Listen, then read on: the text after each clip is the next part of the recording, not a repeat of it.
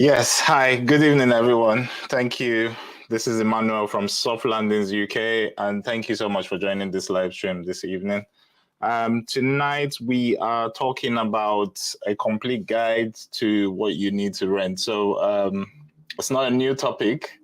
If you've been following the channel for a while, it's one you would have come across before, but we have a lot of new people on the channel, so I thought it would be a good time to have a refresh of everything, because we tend to get the same questions from all the new people. So it'll be a good time to just put something up where we cover all the issues you should know about renting.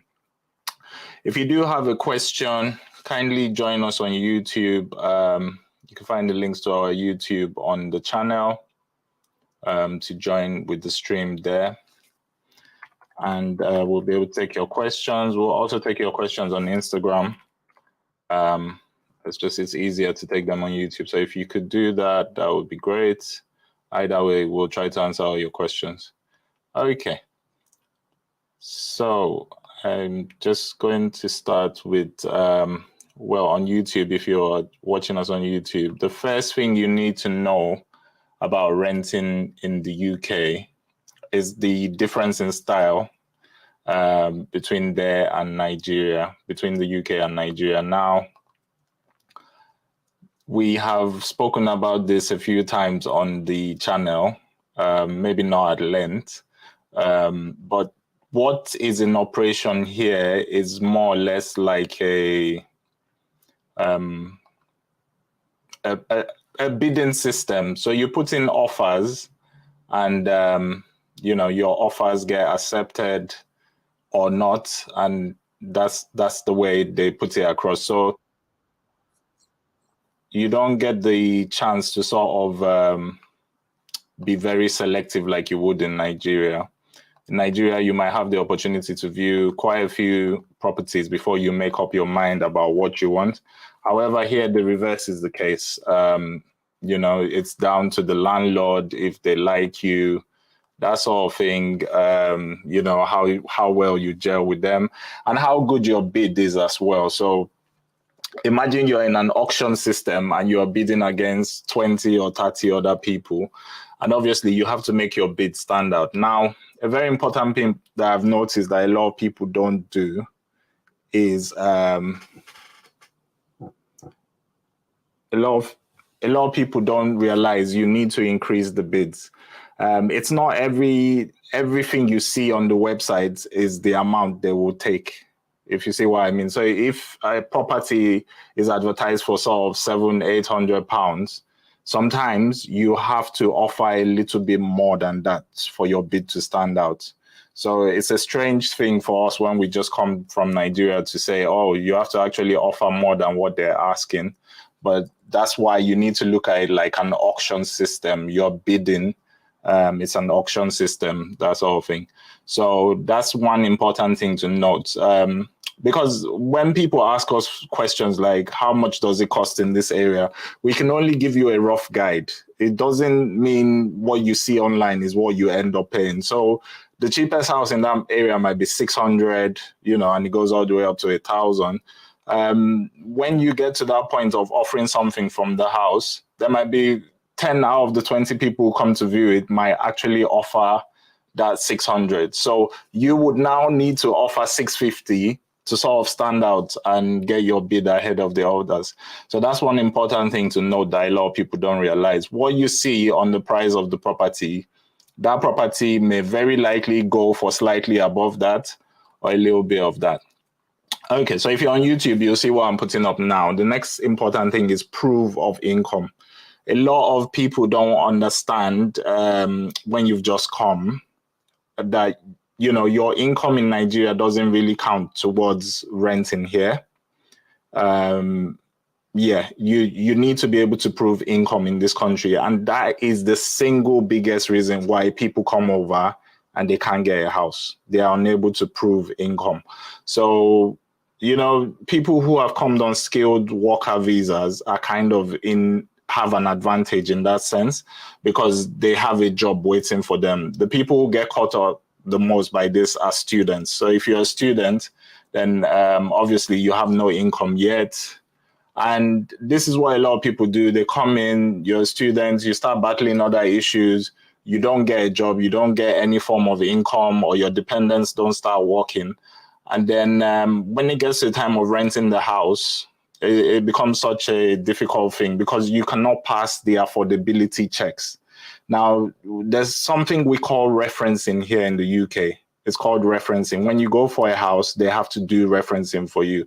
You might see the house is £600. You even say, oh, I'll pay 700. Doesn't matter. You're still going to go through the referencing process. Everybody has to do it. Part of the referencing is one of the checks they do is check your last landlord or your last address. Obviously, you can't have that if you're coming from Nigeria because they don't check Nigerian addresses. They only check UK addresses. So that's where a guarantor will come in to stand for you, or you would need to get a reference to sort of say, these people know you and can stand for you. Apart from the past landlord, another part of the check, a very important part, is the affordability check. This is a big difference in how we rent from Nigeria. In Nigeria, when you go to an estate agent to rent a house, nobody asks you, how much do you earn? Can you afford this house? You know, as long as you've got the money, they're asking you there. They're asking you for 1 year rent or 2 years rent. As long as you've got that, they will give you the house. It's very different here. You have to be able to prove that ongoing and continuously you're going to be able to afford this rent. So they check your income, or if you've got a job, how much you're earning. And that doesn't apply to just yourself. If you're coming with your partner or your spouse, you know, they check both of you. So this is where the issue comes up for students. You know, sometimes even, you know, one of you might have gotten a job, the other doesn't. If you're on a part-time employment, it's still not enough money in most cases for you to prove the affordability of the house. So proof of income is a very big issue that people need to be thinking about. I get this every day of the week. People say, oh, I'm doing part-time. My husband is coming next month. He's going to be working when he comes. Doesn't matter to them if that person is going to be working. Your word of your mouth just saying, oh, they're coming and they're going to be working, it's not enough to give you a house. So it's just one to be aware of. Now, I've said this in the past. People always tend to think we're an estate agent. We are not an estate agent. These issues around renting is what we help you overcome. So we help you search for houses, and we also help with these issues in between and overcoming them and getting into a house. So we're the step between you and the estate agent, and it's just something we're developing, especially where a lot of people are coming into the country and you hear all these stories of people looking for a house for months on end. That's where we come in. So if you've not got proof of income, we can help with that.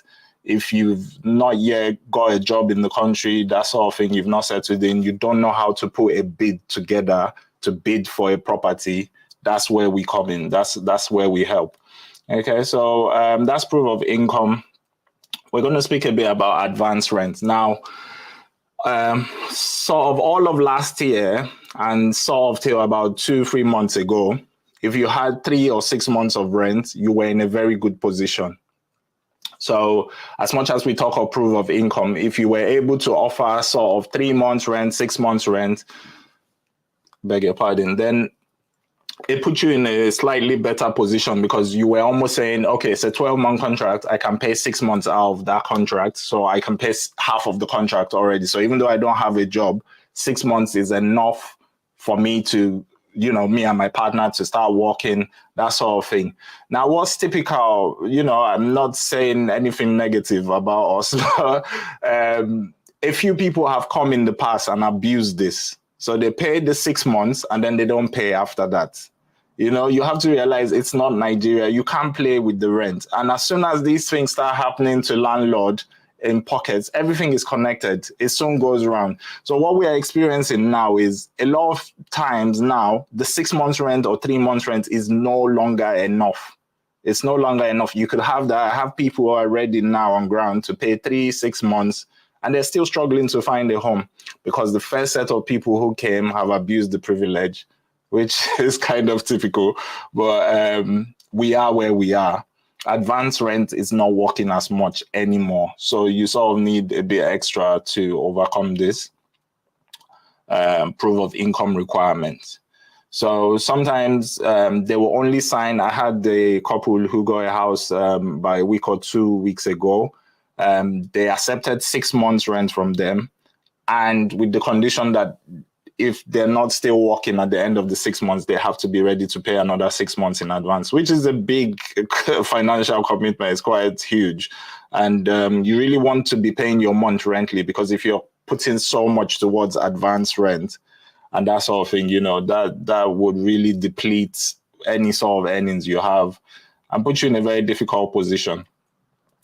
So yeah, speak to us in the DM, send us a message. We can help around these issues, but it's just so you have an understanding of what you're coming into, especially people new to the channel. As a lot of people coming next month in May, I know in the next week or two, we have over 50, 70 people that have contacted us to say they are arriving first week of May, second week of May. So this is why I'm going all over these topics again, so you are aware. So another thing we've got on the screen is about guarantors. So some of you might know what a guarantor is. For some people, it's a new concept.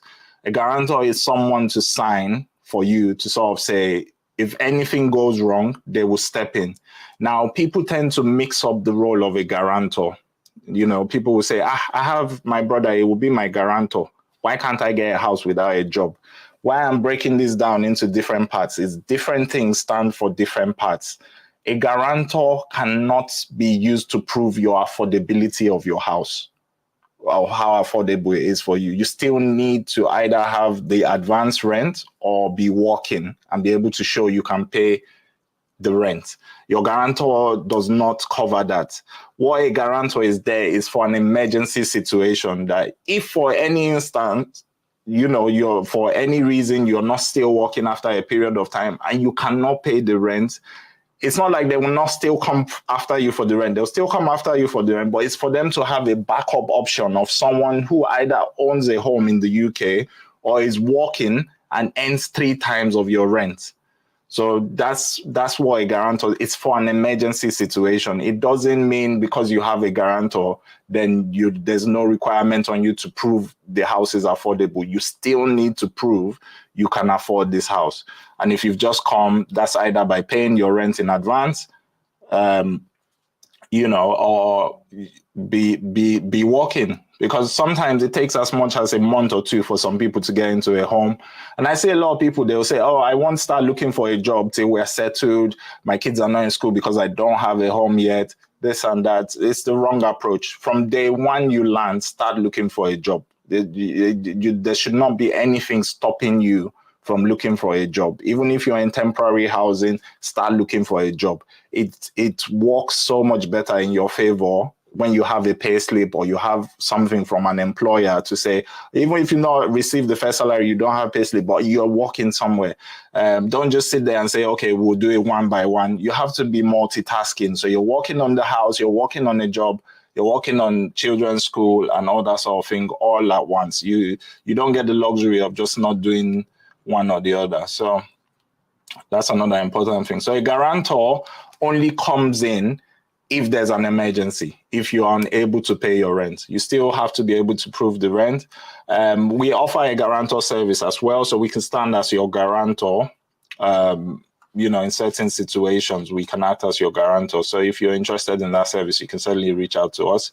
Another quick thing to go over is rent budgets, because we ask people generally, what do you budget for your, you know, when people approach us and say they want a house in this area, we would ask you, what are you hoping to spend in a month? And I'll tell you, 70 times out of 100, 70% of the time, people vastly under budget what it takes to live here. You know, why we do this show, why we give these opportunities. We've got the Telegram group going and people can always pop in there, send us a question. We had a bit of technical issues over the weekend with the first group, but we've got another group up and running. We're giving you opportunities to ask questions so that these things don't come as surprise when you get here. Because I see people saying they want a 1 or 2 bedroom flat, they want in London and they want to pay £500. Don't just pick these figures from the air. Speak to someone who is here.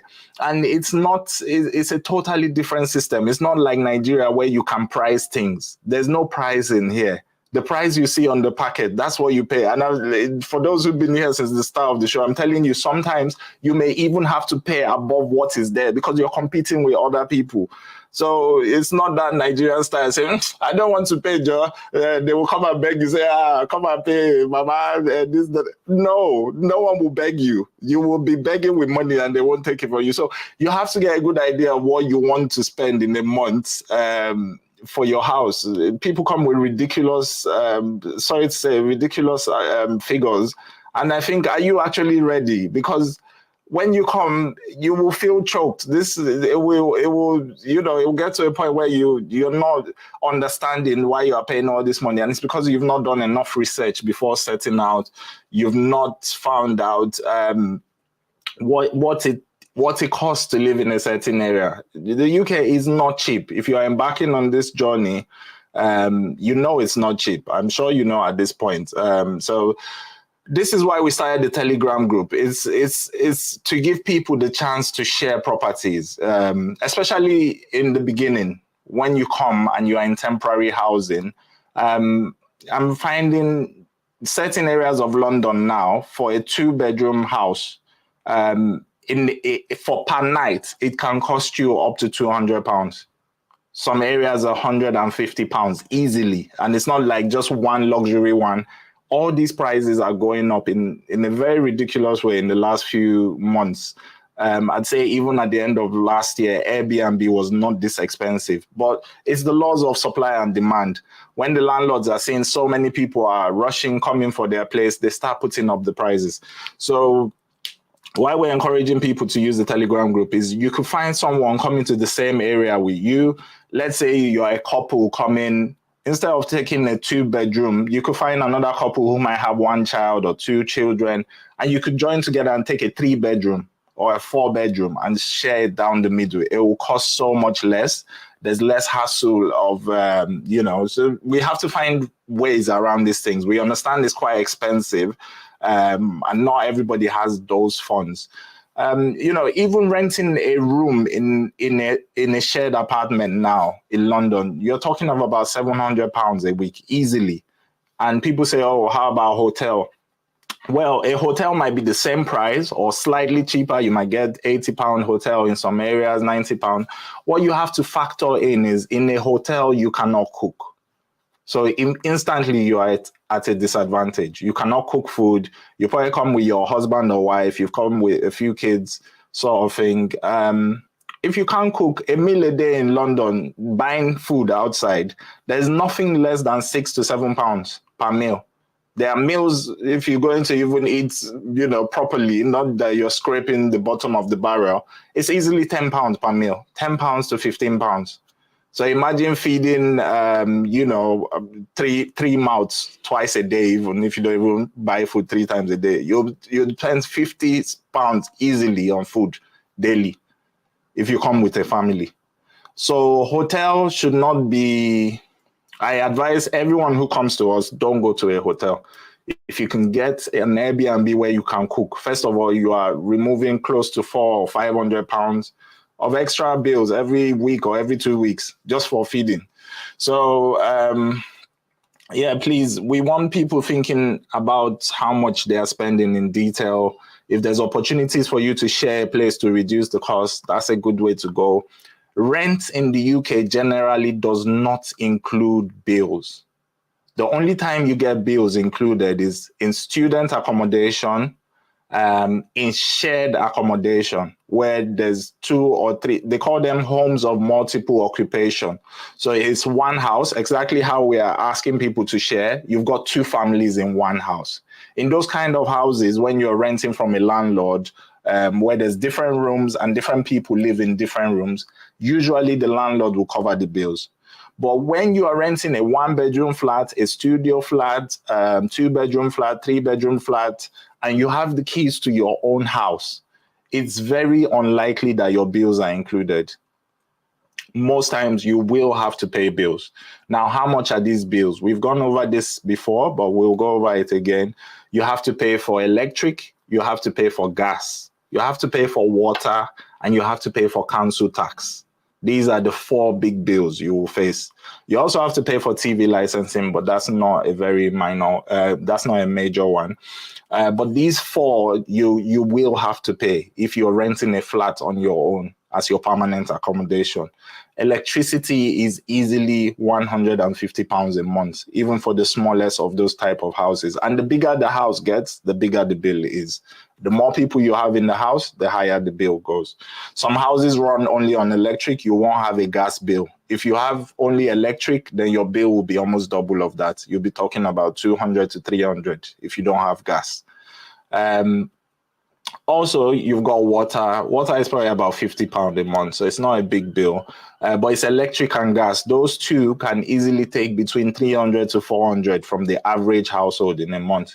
So if you come to us and say, oh, I only want to spend 1,000 a month, and the area you are renting in, the houses are 1,000, and you've not budgeted for bills, you will find yourself in a tricky situation very quickly. So it's one that a lot of people don't budget for. You have to kind of start thinking of it. Bills are very important here. You must pay bills.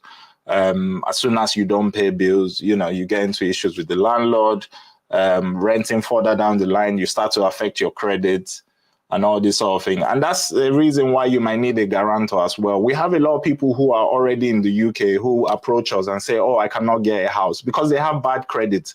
So I've spoken about credit in briefly in other shows. You need to maintain your credit. Don't start doing things that spoil your credit, because when you have to go to the next house, they won't rent to you when you have bad credit. Then you would be in the position of looking for a guarantor again, even though you've lived in the UK for 2 years. So it's not one you want to do. You want to do all these processes at the start, and that's the end of it. You are into the system. You can run on your own. You don't want to be needing someone to sign on your tenancy next year or in 2 years' time. You know, it's a bit ridiculous because you're already working, you're in the system, that sort of thing. So, yes, we've been talking for about 20 minutes now. So I hope that has given people a good idea. It's a refresher. It's not anything new on this channel. If you've seen the videos on YouTube, it's stuff we've spoken about before. We'll open up for some questions now, to take any questions about renting, any other issues. Just on the bills, we didn't cover council tax again. Council tax is very important because we get a lot of students who are coming, they ask the same question every week. Council tax is free for students, but it's not free for the house. So if you are a student and you live alone in the house and you're the only person over 18, or you're sharing with another student, you don't pay council tax. But for the house, it's not free for the house. So if you're living with your husband and you go to school and your husband doesn't go to school and is also registered on the tenancy, you will have to pay council tax. So that's an important one people need to take a note of. So don't think you won't be paying council tax.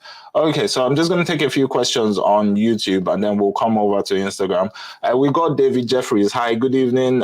Thank you for joining. I think you're new to the channel. You say hi and a good day to you. What to do about the proof of income?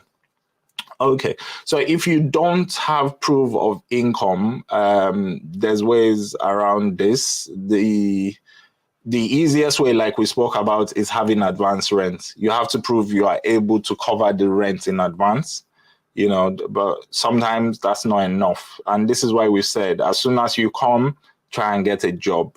As soon as you come, it will help you greatly to start working. And obviously, if you can't get a job, you can speak to us, message us, and we can try and help with issues around that. Okay, so I've covered this, but you did send this question quite a while back. So hopefully you're still there. And yeah, definitely get in contact with us. We can advise on these things, what you can do, how to present your bid and make it look better to the landlord. So it's like, I'm not working, but how do you approach them and explain, you know, you'd be able to cover this. Okay, so we've got Gina TV. Hello, thanks for joining. You say, how much can one get a studio apartment in Sunderland?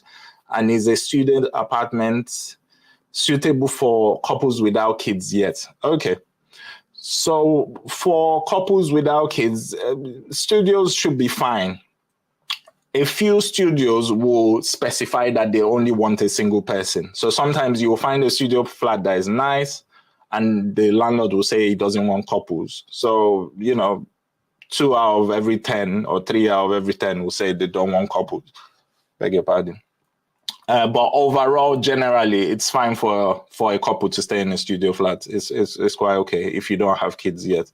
And yeah, that might be a great way to start up because it's the lowest level you can start at. I mean, you could live in a shared apartment. Sometimes you can get an ensuite room, so a room with its own bathroom in a shared apartment. And they will allow a couple sometimes, not all the time. So you'll be sharing the kitchen with a different family or someone else, a single person in the other room or a few other single people. But yeah, those are cheaper. So if you get a room in a shared house, it will normally be cheaper than a studio. A studio is private, obviously, so you've got your own privacy. But some don't take couples, some do. Just to get to the other part of your question, you want to know the price.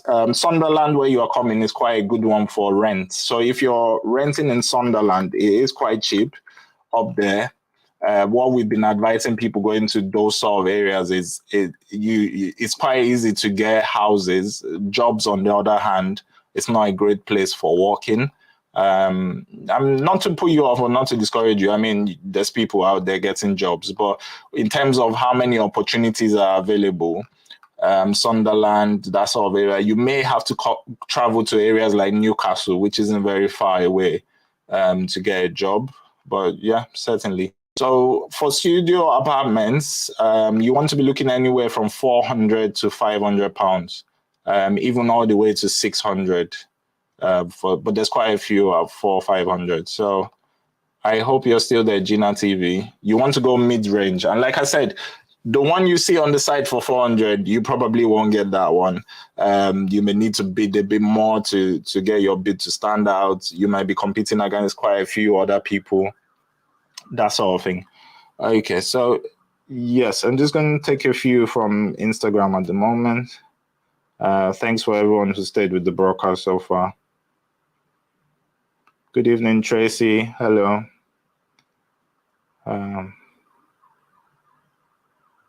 Wama, it says, please be audible. Thank you. I'm sorry if you can't hear me. If you can't hear me clearly on Instagram, the link is in our bio to join on YouTube. So you can just join on YouTube. You can probably hear better there because that's with the mic and everything. I'm just using the phone to broadcast on Instagram. So it's probably not as loud. Funlolafa, hello, good evening. You say KOB or not? Being ready with 5 to 6 months rent helps. Yes. Yes, it helps in certain situations. Job or not? Okay.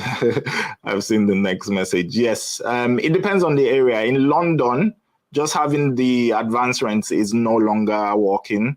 It was working up till earlier this year, like 2 months ago. But I've seen so many people recently, you have the 6 months and they still want to see proof of employment. They're not. It's just there's a lot of competition. So that's just the fact. And I said a bit about this the other day on the channel. 2 people here, like a couple here working with a family, the husband might be earning, if on average, 30, 40K a year. The wife is earning maybe a similar range.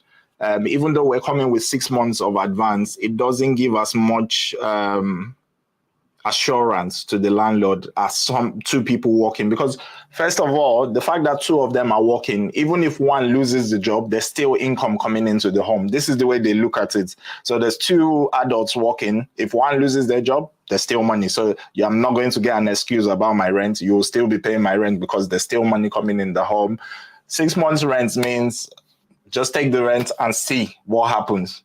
We may have a job in 6 months. We may not have a job, which the truth is, I've not come across any Nigerian families who after 6 months are not working. We are very industrious people. We, have that hustle mentality. They'll get into something. They will be doing something. But like I said, this country, they don't depend on what you will say or how I promise I will get a job. They don't believe on that. It's only what they can see they believe on. So that couple with that bigger income, if they are bidding against you for that property, they're probably going to get it over you. So this is what we are saying at the moment. Okay, so just one more on YouTube. We've got Agbolade Rebecca. Hello, good evening. He said, what is the rent for studio apartment for Middlesbrough? Middlesbrough and Sunderland are in sort of the same geographical location. So you are looking at a similar rent to what I just told someone for Sunderland, but we'll have a look for you as well. Yes, so it's about £500. You want 5 to 650.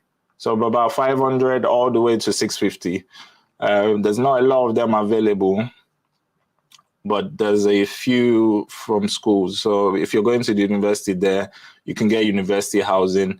Middlesbrough is a good one to be going to as well for accommodation because there's not a lot of pressure there. I don't know if you're coming with a family, but student housing, they don't usually allow families in there. So if you're single, you can get a studio on campus, and that's quite easy enough to do. If you're coming with a family, then you will have to rent off campus, and that's where it gets a bit more difficult. So I hope that helps, Rebecca. We'll take a few more. Love Sultan. You say if it's a big flat, sometimes service charge. Certainly, yes. So that's a good one to touch on. If you are in a flat, especially the new build flats where they're fancy and nice with all the facilities, you might have to pay a service charge on top of your rent. This can be anywhere up to £200 a month because it's a shared bill that covers things like the lift. If the lift goes out of service, for insurance for the lift, it can cover things like gardening, cleaning the public areas, gardening, that sort of thing. So if you have a house where your front door is on the street, you've got your own house, you won't pay a service charge. But if you're in a new flat, sometimes you have to pay a service charge as well. You'll be informed of this when you move in. So it's not going to come as a surprise, but it's something you have to budget for on top. So thank you so much for that, Love Sultan. It doesn't apply in every case, but if it's a big flat, like you say, new flats, especially the new flats, they always come with a service charge. Also, if you rent from a housing association, you will pay service charge in addition to rent. The thing with service charge is if you rent from a private landlord, a lot of the time they couple that into your rent already because they don't want the two bills and it causes issues. They bring it all in one. But if you rent from a housing association, usually they don't do that. So they'll tell you the rent. Now, you might be asking, what is a housing association? Housing associations are organizations that have been set up. They're sort of private, public organizations, if we could put it in that way. So they work with the government to provide housing, cheaper housing. They're usually cheaper than private renting. But there's a lot of conditions to get into that. So a lot of times, if we've just come from Nigeria, we might not qualify to be in a housing association flat. Sometimes they have waiting lists as well for where people who've already been here for a long time are already on the waiting list for a house from the housing association.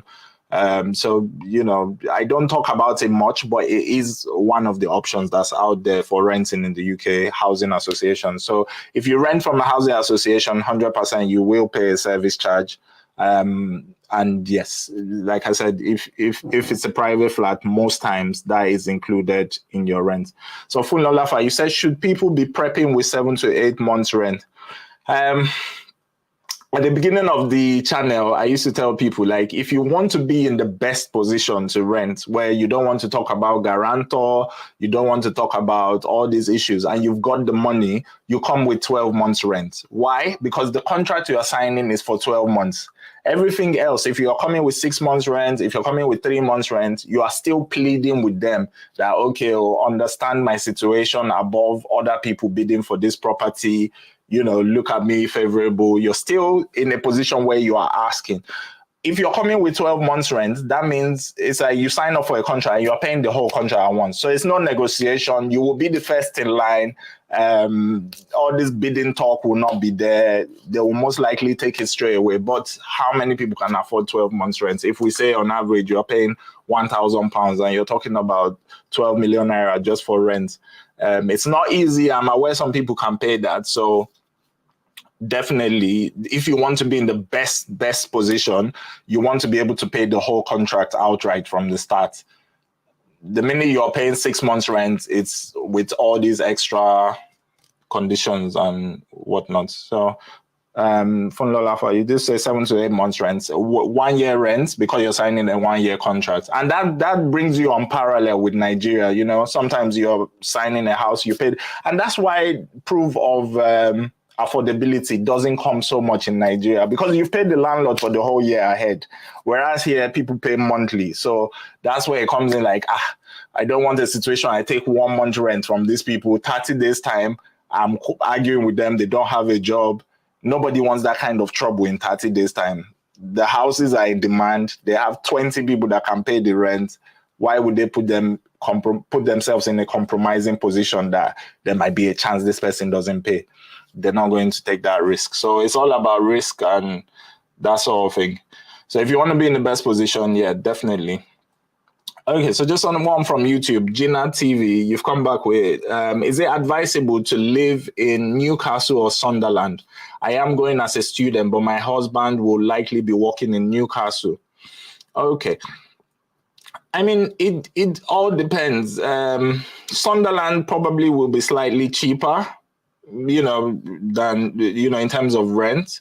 But if your husband is going to be working in Newcastle, then you have to factor in who needs more accessibility to the house. Your school might be, beg your pardon, 2 or 3 days a week. So if you have to travel from Newcastle to school just for a few days a week, then it might be better to rent in Newcastle, where your husband will be working and has to travel every day, instead of him traveling from Sunderland all the way out. This question has come up a few times in the past, where people say, I want to live in this other place to save a bit of money. Now, Newcastle and Sunderland, the amount you are going to save per month will not be, even though it's more expensive in Newcastle, you will only be saving about £100 a month. So if I've told you studio is 500 in the other one, it will be 600 to 700 on the other side in Newcastle. And when you factor in the cost of travel, everything else, it might end up being the same. So you want to see who's doing the most traveling. If there's some other ties there, then stay where you'll spend less on transport. You that only goes to school 2 or 3 days a week, then the cost of transportation will be less. Okay, so I hope that helps, Gina TV. We got David Jeffries again. Thank you for the answer. I'll be coming with my family, a wife and 2 kids, to Manchester. How much should I be looking at for a 2-bedroom, please? So in Manchester, you want to budget between 800 to about 1,200. It just depends on the part of Manchester. So there's parts that are cheaper, the outer part of Manchester, and the more central areas, the areas around the universities where people tend to want to study and go, are more expensive. So you'll be looking 1,100, 1,100, 1,200 in those areas. So that's 2 bedrooms in Manchester, but somewhere between 900 would be the mean range. 900, 1,000 would be mid range. So you'll definitely get something in that range. Okay, so we got Gina. Thank you for the response. Thank you for staying with the broadcast. Agbolade Rebecca again. Please, which are the closer cities to Middlesbrough that have better job opportunities? Not a lot, to be honest with you. Sunderland is one of the ones that's close, and like we said, it's suffering from the same sort of situations going on there in terms of work. It probably will be Newcastle. Newcastle is kind of the biggest city around Middlesbrough and Sunderland. I'll just have a quick look for you on the map. Yeah, that whole area is not great. Newcastle is a bit far from there. Sunderland is quite close to Newcastle, whereas Middlesbrough is a bit further away. And there's no other big conurbation of people in that area. I spoke about this, I think, last week or 2 weeks ago. These towns used to be old industrial towns where things were produced back in the day, cotton factories. All this. If you've read about the industrial age in Great Britain and that sort of period, in the last from the 80s, since they stopped mining coal, all this sort of thing, those towns have just industrially have just gone very quiet because their main source of generating funds, what used to attract people there, is no longer existent. The UK is now a service industry. We don't produce a lot anymore. A lot of things in the UK are produced abroad and imported in. What the UK excels in is services like IT services. You know, there's not really a lot of industries. You know, they provide services to other countries and that sort of thing. So all the factories, all the big sort of industrial stuff that used to go on in those areas is no more existent. And even people who are from those areas, born and grown up there, they tend to go away from there to other parts of the UK to find work. And that's why those areas are cheap. That's why when you are in Nigeria, you are looking for the cheapest university. I've spoken about this before. Don't let that be your only metric you use to measure things. I just want the cheapest school fees. Oh, I just want the cheapest area to live. You'll get the cheapest area. There's a reason why it's the cheapest area. There's a reason why Middlesbrough Uni is very attractive to Nigerian students, you know, in terms of school fees and these things. It's because nobody wants to really go there. It's not the greatest place to be headed to. I mean, I don't want to discourage you. I always try not to discourage people on this channel. We want to be a source of hope, a beacon of hope for people, not telling you horror stories. But we like to give you the facts and the truth around stuff. So I'd say Sunderland is a good one for you as well. Newcastle is a bit further away.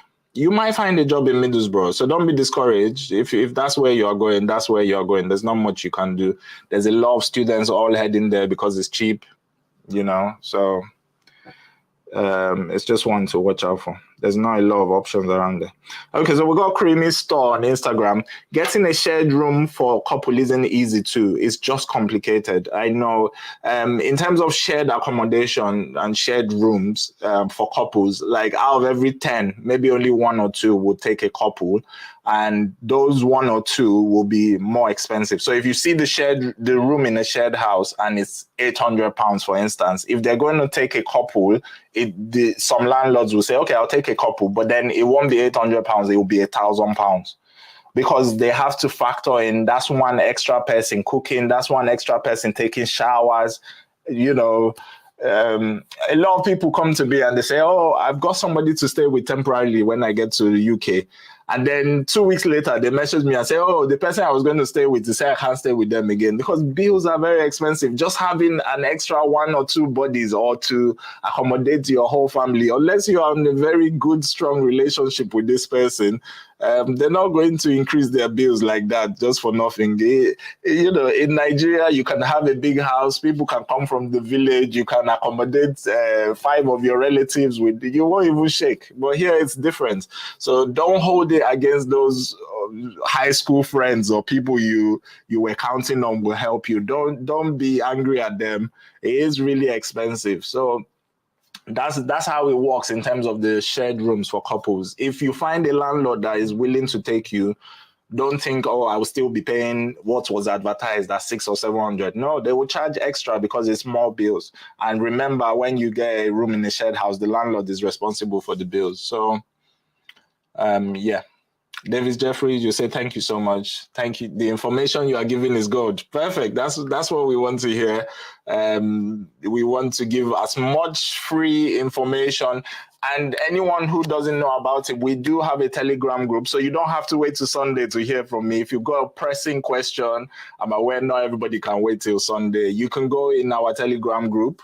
The link is on our bio on Instagram or anywhere else. You might be following us on TikTok, Instagram, LinkedIn, wherever you see our bio, there's a link to the Telegram group there. You send me a question, I always get back to people as soon as I can. Okay, we got KU's 061, the cost of rent in Portsmouth and job opportunities. Now, Portsmouth is one of the areas where it's quite difficult to get a home at the moment. We've had someone on our books for over a month. He's been searching. We've helped 2 other people in Portsmouth recently. I must say it takes longer there than other areas.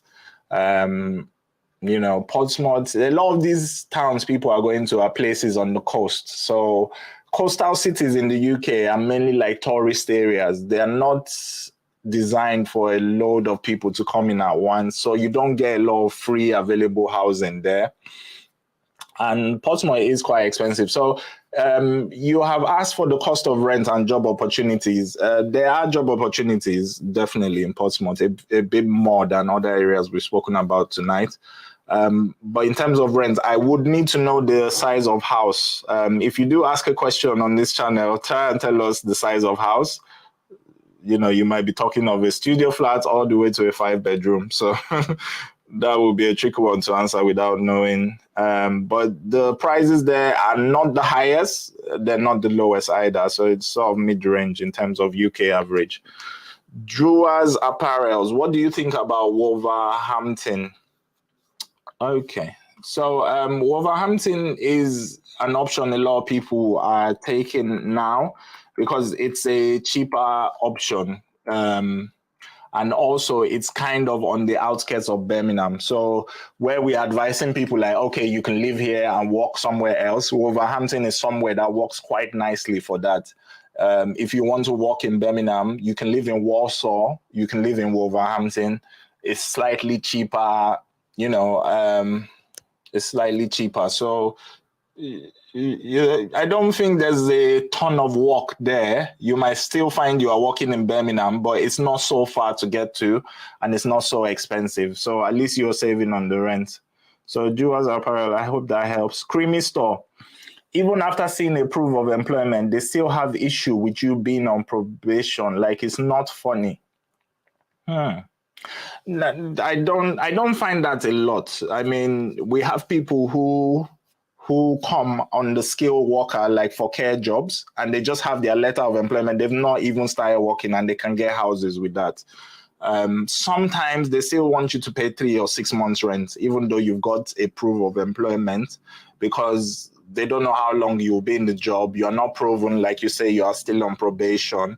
It can raise some questions for some landlords, but it's not as big as a problem as not having anything at all.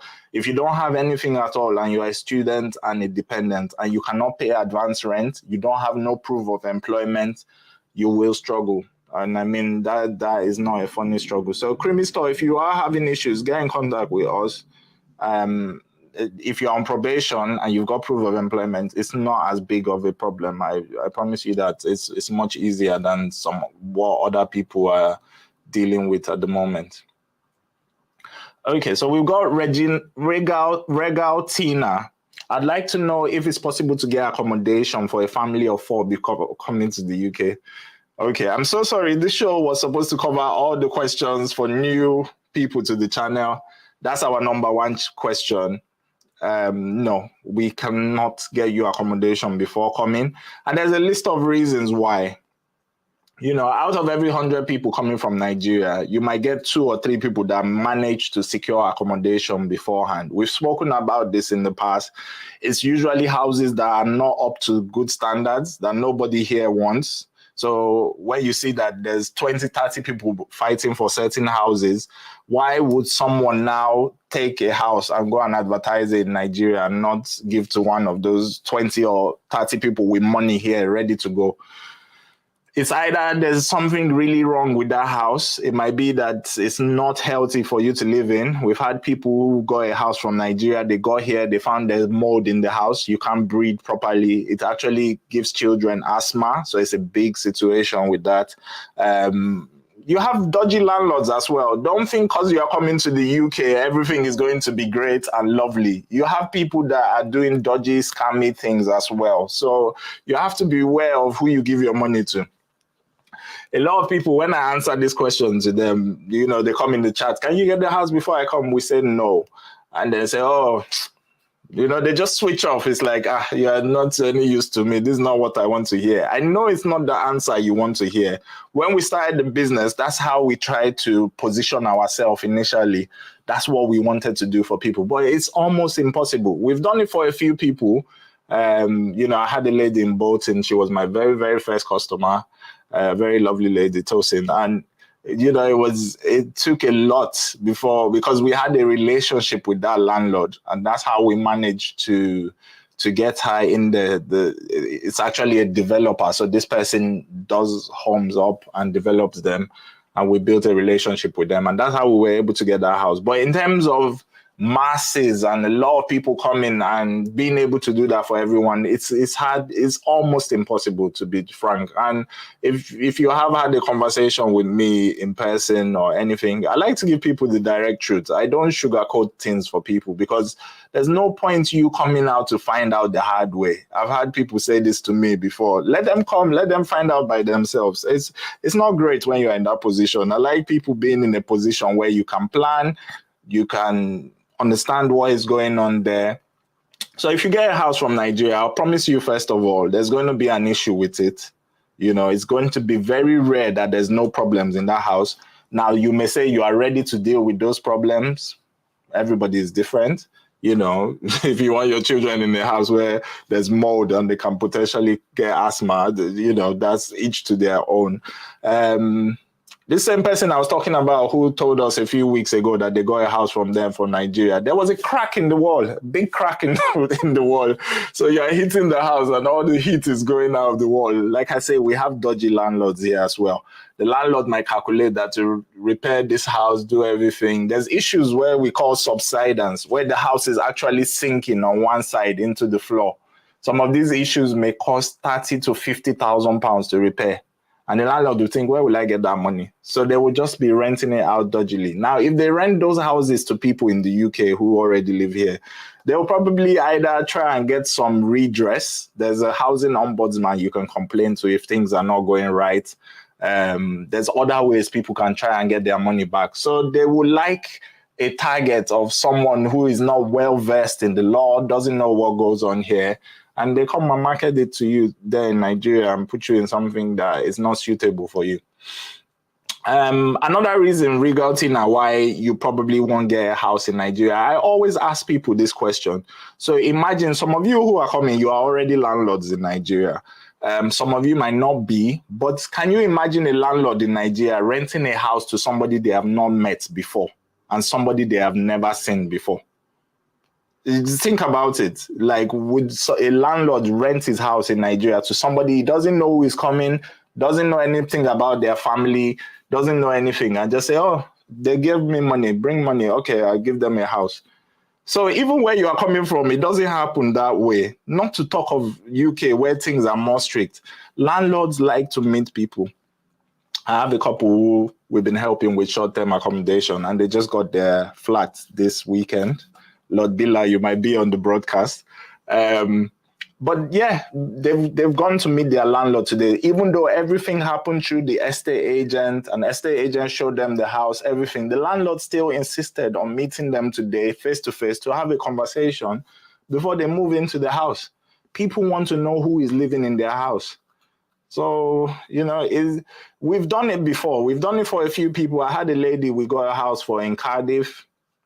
We've had a couple. It's not very common. It won't be for everyone. And you're on YouTube, Lord Villa. I'm talking about. He's on YouTube with us. I'm using your case as a point reference. So landlords like to meet the people they are renting to. So that's number one.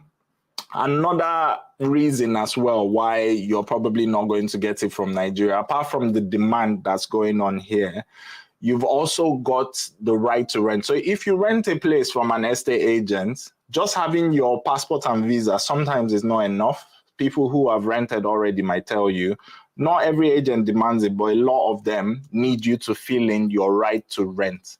So there's a government website, it's gov.uk/right to rent, where when you arrive, you have to fill out this website. And to fill it out, you need it doesn't work with Nigerian passports. You need your BRP, your biometric card, to fill this out. So you have to get here first, get the biometric card, fill out the right to rent. And a lot of agents, before they would consider you or rent to you, that's what they need to see first. So for a whole host of reasons, which I've explained, These are the problems why we are really not promising people houses from Nigeria. I know it's not the answer you want to rig out, Tina, but that's where we are at the moment. So you've also sent a follow-up question. So Regal Tina, if you are coming, please make sure you plan for temporary accommodation, whether that's Airbnb, you know, a hotel, staying with friends or family, whatever you can sort out. Please make sure you make arrangements for something temporary. And we are advising people now, anywhere in the country, make sure you have temporary accommodation for a minimum of 2 weeks to a month. That's what it would take you to get a house. You're not going to get here and get a house in 3 days after coming. It's not Nigeria. It's not about money. Like I said, even when you have the 6 months to pay, you have everything, you have to go through referencing. Because you are not the only one looking at that house. The landlord has an option of 20 people to choose to rent the house to. So they use referencing to narrow it down. So please make sure you make arrangements for temporary accommodation. If you're going to Newcastle, two weeks might be fine. In other parts of the country, we advise even up to a month minimum. You will be in temporary accommodation. You go view 3 or 4 properties. By the time you get back to the agent and say, I like it, a day later, they'll say, oh, somebody has taken it. It's very common. It doesn't mean the first or second place you see is where you will get into, you know. So Regal Tina, you've asked for a 2-bedroom in Newcastle. The range is between 750 to 1,200. That's what you'll be looking at. So I wouldn't, there's only one for 750, so you probably won't get that. You should aim midway, so about 1,000 to 1,200. So we got Oroma 101. Please, what do you think about job opportunities in Norwich? And beg your pardon. How much can I get a shared apartment in Norwich? So if you want a room in a shared apartment, you pay anything between 400 to 600 pounds for just a room in a shared apartment, and that comes with your bills most times. So that's quite a good one. If you're coming and you're single, start with a shared apartment. I know a lot of people from Nigeria are not used to sharing. If you can afford to do the jackpot journey, most times you're doing well in Nigeria. So you might have your own flat, you might have your own house. And it's an idea that a lot of people just say, oh, I have to share bathroom and kitchen with people. Honestly, it is not that big of a deal. A lot of people do it here. When I was younger, I did it as well. It's where a lot of people start from. You rent a room in someone else's house. You share a room, you share a bathroom, you share a kitchen. People are different here. You know, people keep to themselves. I've lived in shared houses where you didn't see the tenant next door for a whole month. The people go to work, they come home, they stay in their rooms. So it's not a case of, you know, people all over the house and troubling you or that sort of thing. No. People generally tend to keep to themselves. If you're thinking of a shared apartment, another good option for you, Roma, is to go in our Telegram group. Look for someone else going to Norwich. You might just be lucky to find someone in the same situation that can share with you. So that would be a good one. So like I said, budgets anywhere between 450, 500, all the way to 600. And that should definitely get you something. Now, the other part of your question was about jobs in Norwich. I mean, I try to give you guys as much information as I have, but I won't tell you I have the whole information for everywhere in UK. I can just tell you based on other experiences of people that have been here already. We keep in contact with our past customers, so we see what they are going through. We see what trends are happening. Places that were good last year, maybe from 2 months ago, are no longer good. You know, so the advice is constantly changing.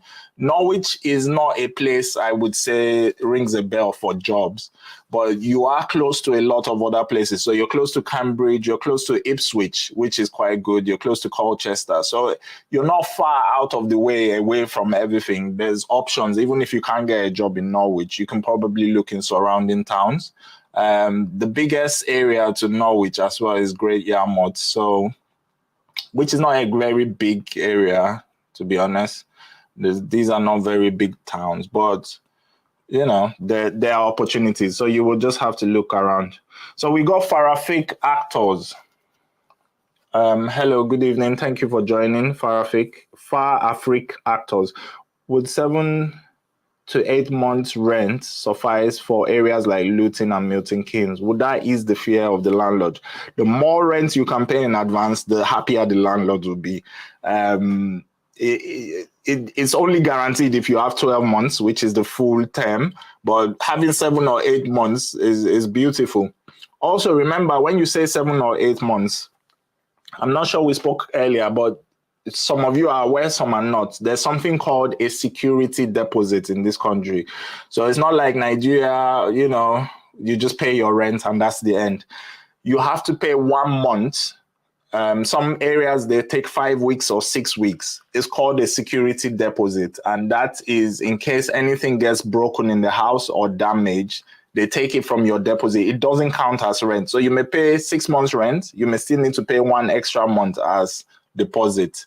And it doesn't count as your rent. If anything goes wrong in the period while you are there, it gets taken out of your deposit when you leave and they give you the balance.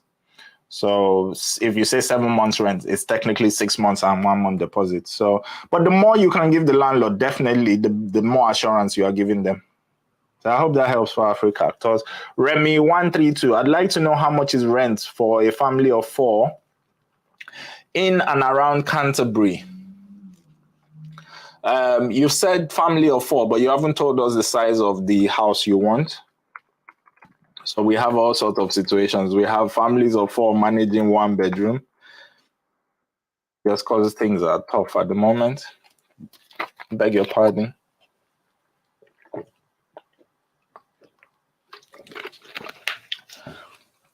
But I'm just going to assume you need a 2-bedroom, because if you've got 2 young kids, they can share a room and mom and dad can be in 1 room. So I'm going to look at 2 bedrooms for you in Canterbury.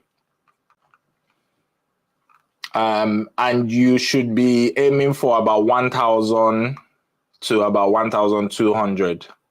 That's the average rent there. So between 1,000 to 1,200. Like I say, don't aim for the lowest figure I give you. It's very common. I'd say out of every 10 conversations, when I tell people, oh, it'll be between 500 to 700, give me the 500 one.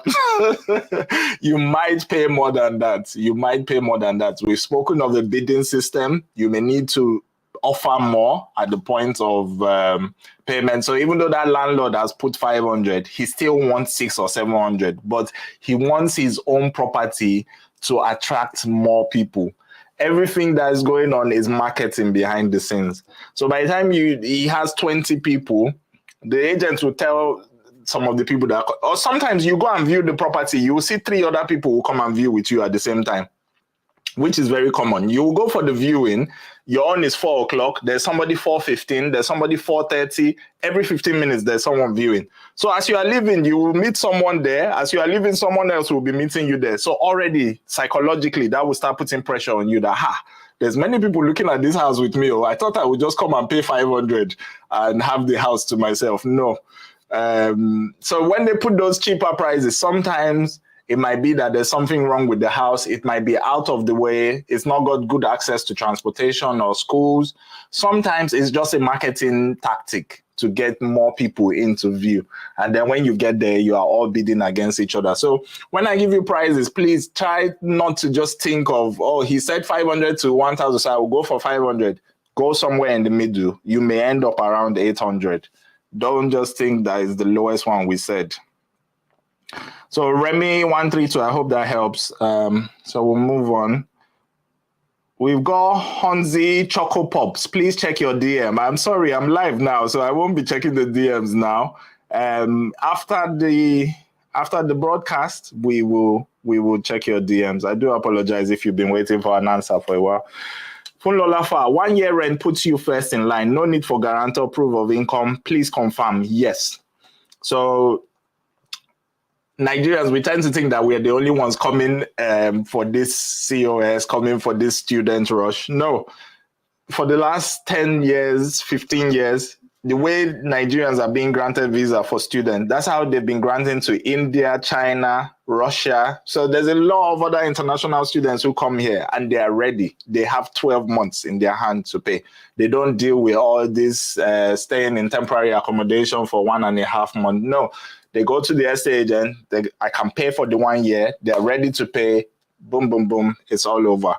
So if you are in a position where you can afford 1 year rent, that's your best position. You're not going to need a guarantor because you've paid the whole contract term. They will sign a 1 year contract for you. You've paid it all. There's no questions. There's no, oh, what if you cannot pay? What if you don't work? You can even pay for the whole 1 year and decide not to get a job. It's not their business. And that's what I see with the Chinese students. A lot of them don't work because they're coming from countries where their exchange rate is good to the pound. So their parents can afford to pay the whole 1 year for them. They come, they study, they focus on their study. It's only when we come from Africa, we have this, I have to work, oh, even the 20 hours is not enough for me to work, oh, I need to work, we need to earn money because we're coming from a different sort of economy. But we have a lot of students who come and that's what they do. They just pay 12 months, no drama, no long talk. And yeah, straight away. I've got Gina TV on YouTube, and you say, how long does it take for a dependent to get a sponsorship job? There's no exact time limit on it. It's just how good you are at searching for jobs. So that's how many job applications you're making per day, how qualified you are. If you come and you already have a skill from Nigeria, you're more likely to be able to get a job on time. So a lot of us come and we don't have much apart from our BSc or one or two things. You've probably been working in Nigeria and the industry you work in does not even relate to what is on your BSc. And that's where you come to see that UK is a country that values experience a lot. You may come here now and you say, oh, I've been working in this sector for the last 5 years. And even if you don't have a BSc in that, that's the sector that they would like to recruit you because you have the actual knowledge, not just you've gone to school, cram your book for 4 years and come out with just a degree. So, yeah, it depends on your past qualifications, what you are trying to do now, what kind of job are you trying to get? It's not a question that has a direct answer as such. You know, what is it, a manual job? Do you just want a cleaning job somewhere? Do you want, you know, it's a lot of factors. So if you want a professional job in your field, IT, those sort of things, you can get a job as soon as you arrive. If you're just looking for manual labor, you might be lucky. You might get a customer services job quite early. You might get something quite soon. There's no real timeline, unfortunately. It's not a question I'll be able to answer. I mean, I think everybody that comes wants a job the first day they come, but it's all individual circumstances. So there's so many factors that go into that. You've also asked how long does it take a sponsorship job in the UK? I probably have the same answer for you. You have to find a company that is actually offering sponsorship. So if you're going for a care job, those are the companies that are offering sponsorship a lot. The UK has also decided to recruit teachers from abroad. We covered jobs and sort of thing about 2 weeks ago. If you have come here as a dependent, and you are confused about what do I do, and you are ready to start a new career path, you can think of teaching if you've got any experience in that field. If you have no experience in that field, but you've got your BSc, you can still go into teaching. The UK has a lot of support for training teachers. So you can train to be a teacher in less than a year or two. And they will give you sponsorship through that. Everybody seems to just want to go for care, but there's other options out there. There's a real lack of teachers here. And historically, in all the 20 years I've lived in England, they've been trying to recruit teachers. There's always been vacancies for teachers. There's always been like, oh, if you want to start, a lot of people know about nursing. If you are going into nursing, there's support for you, but teaching has almost the same level of support getting into it. So they'll give you a bursary, they'll pay for your training, they will start paying you a decent salary quite soon after. So it might be one for people to consider. However, remember, you cannot smack children in the UK. So it is a challenging job, and children will be children. They will do what children do. Children here are quite stubborn. So this is why people don't like teaching in the UK, because you have to be patient, you have to be tolerant, you have to effect your authority with just your voice. You can't raise your hands to anyone. So yes, it is there for people that want to consider it. You can think of going into teaching. And if you're looking for a job where they will likely give you sponsorship, of course, they're giving people coming from abroad. Why wouldn't they give you that's here already once you can do the training? If you've got the qualification from Nigeria, even better. If you've done PCE, what do they call it? I do apologize. I'm not quite conversant with the Nigerian qualifications. PGCE is something, graduate thing. If you're qualified in teaching, sorry, let's not get sidetracked. So we got Oroma 101. Please, which cities are closer to Norwich with better job opportunities? I think I covered that a bit earlier. You might have heard my answer in that one. There's not a lot around there.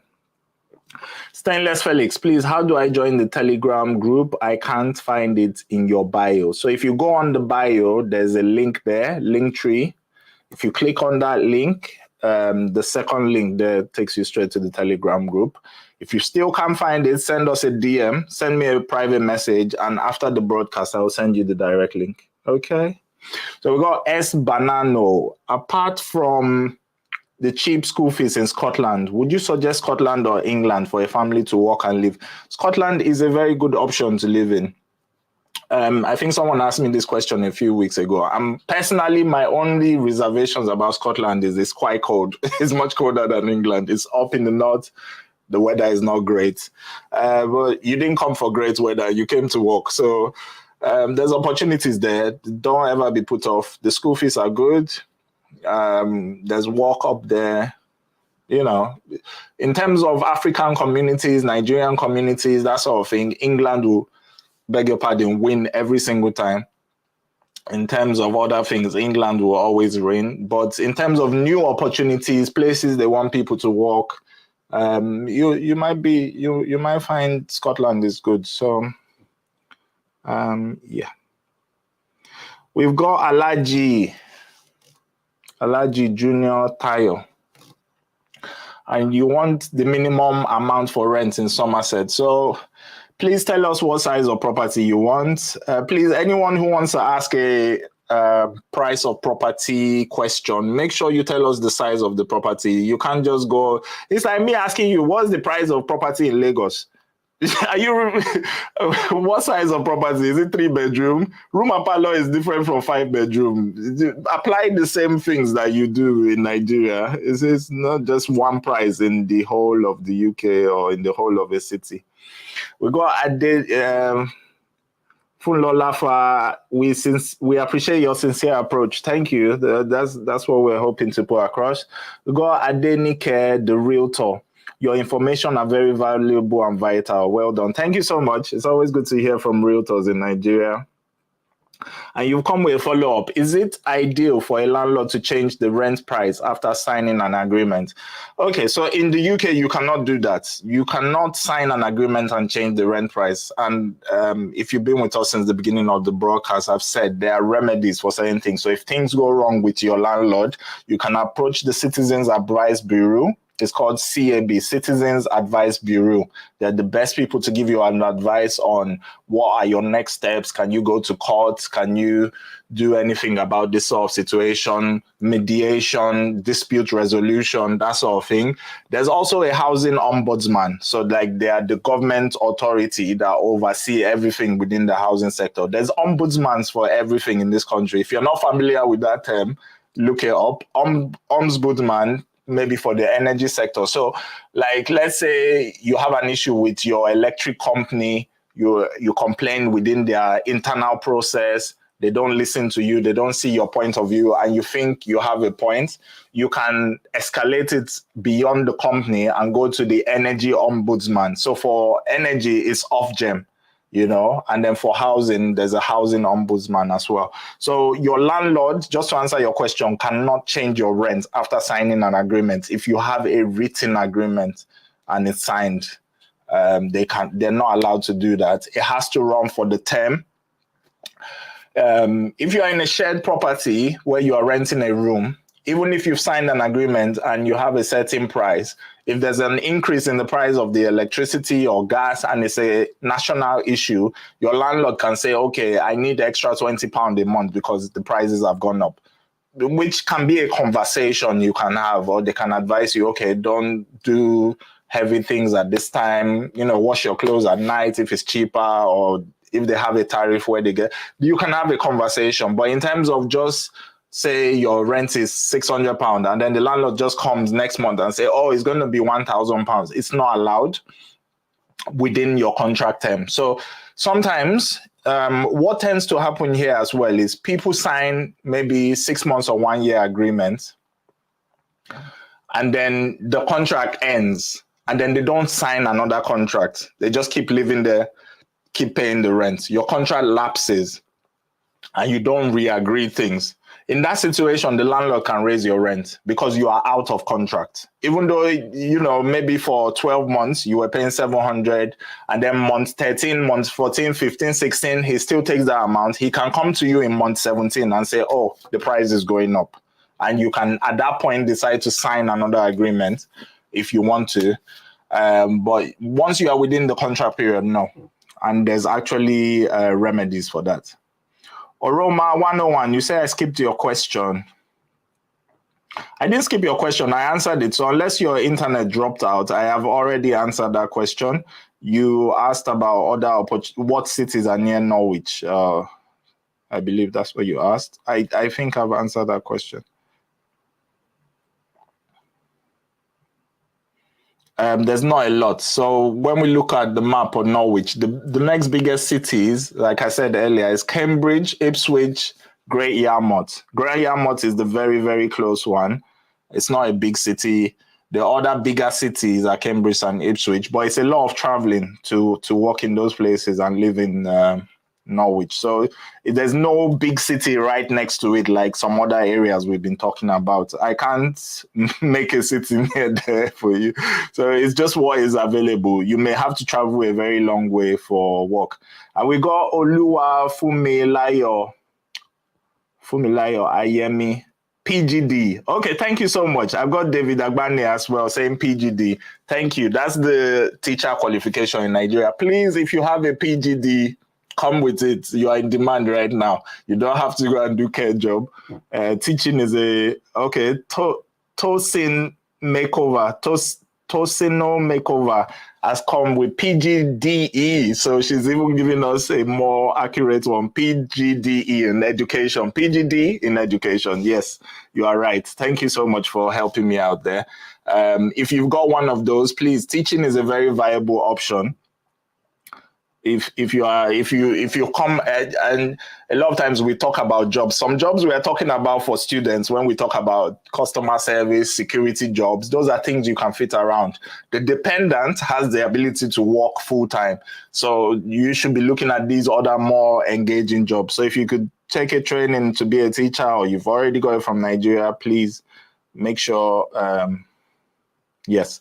So we got Tracy, 606 Tracy. How easy is it getting a job as a paralegal in the UK? If you've got the right qualifications, not very hard. You should be able to get work as a paralegal. I think getting into the legal profession, the challenges are, and I think I spoke about this a few weeks ago, the law you practice in Nigeria is totally different from the law here. A bit of Nigerian law is derivative from UK law, because obviously from colonial times and whatnot, there's things they took from the UK, but obviously it's a totally different thing. I studied 1 year of law actually when I was younger, and totally different. So if you're going to be a paralegal, you might not be able to get a job straight into it. You might need to take a few courses here just to familiarize yourself with the UK law, because there's no time to learn on the job as such. What you want to look for, Tracy, is something like an apprenticeship. So there are ways into getting into law. So you can become a full-time lawyer without going to university here. You can start with a law firm. You study as you work, you learn on the job. So there's routes like that of getting into law here as well. I had a friend, I've shared this story on this channel a few weeks ago, who was a soldier in Iraq. He went for Afghanistan or Iraq when we were younger, Ghanaian guy. And he came back and he didn't go to university. He became a lawyer through one of these routes. So there's actually training you can do on the job. Now, if you've just come from Nigeria, how willing are they to employ you into that? And there's a lot of British children who are trying to get into those routes as well. It's possible. Like I say, I never try to discourage people. People exceed my expectations every single day. Every single time we're on this channel, I see new things happening. So if that's your field already, certainly look into it. There's opportunities there. But just be aware, you're practicing a whole different type of law. So, you know, it's going to be a long learning process, and it's not something you'll do on the job where you just come in and you'll just get a paralegal job. It's possible, but I don't know how feasible it's going to be. Tosino Makeover, you've come back with another question. Minimum amount of rent for a room and parlor in Waterloo. So when we say room and parlor, on this channel, we don't use those terms, room and parlor. For anyone who is here, that is a 1-bedroom flat you are after. And I say this all the time, it's important you start getting familiar with the right terms so that when you're looking on the websites, you know, you are aware of what you are talking about. A studio flat is you have a room. Inside that room, one small part will be a kitchen, or it might have a door, it might be open plan, and you have a toilet, but it's only one room. So everything is, I don't know if that's what they call self-contained in Nigeria, but everything is in one room. You don't have a room and a living room. If you have a room, a living room, a kitchen, a bathroom, that's a 1-bedroom flat. That's what we call it. I think people call that mini flat in Nigeria. I'm not too sure of the terms there as well. Yeah, so those are the different sizes, and then you have 2-bedroom, 3-bedroom flats. So get into the right terms soon enough, and that will help. And you said London Waterloo.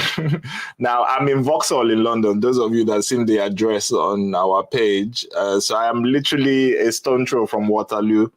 Waterloo is very expensive. This whole area along the river is prime London, so it's really, really expensive.